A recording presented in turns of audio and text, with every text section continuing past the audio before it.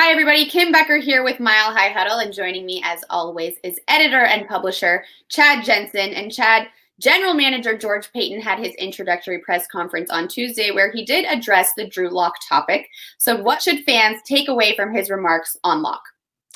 Honestly, I think that George Paton likes Drew Lock. In fact, what he said specifically on Wednesday was that, quote, I like Drew coming out of the draft, big arm, athletic, playmaker. Then he kind of begged off and said, I haven't watched too much tape of Drew yet. I think he can develop, et cetera, et cetera.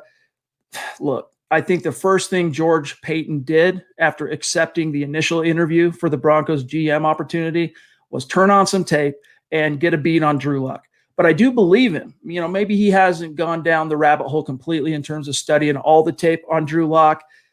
But I do believe him that he says that he liked him in the draft in terms of being that playmaker, the big arm and all that. So at this stage, really what it comes down to is, we've heard GMs and head coaches at differing points in the offseason, usually early, crown who the starting quarterback is going to be or say positive things about that quarterback, only to kind of shift midstream and do something else. John Elway did it himself coming out of the 2011 season, saying that Tim Tebow was going to be the guy, that he earned the right to be the starter. Little did he know Peyton Manning, the biggest fish in the history of NFL free agency, was going to hit the market, 6 weeks later. And that changed the game. And we don't know if something could come along between now and free agency or now in the draft that could change the game for George Paton. So for now, I do believe him that he likes Drew.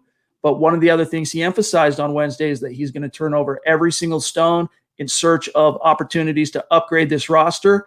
And he talked about the quarterback positions being the most important position in all of professional sports. So don't think that one of those stones he turns over isn't going to be at least the quarterback position. It's kind of fun having all this happen in the offseason. Obviously, the games are over, and we are always bummed when we can't talk about the games and everything. But this is exciting. I feel like there's new information day to day here, and having George Paton come in and do all of this under Elway is really cool. So I am super excited for what's to come. Chad, as always, thank you so much. Thanks, Kim.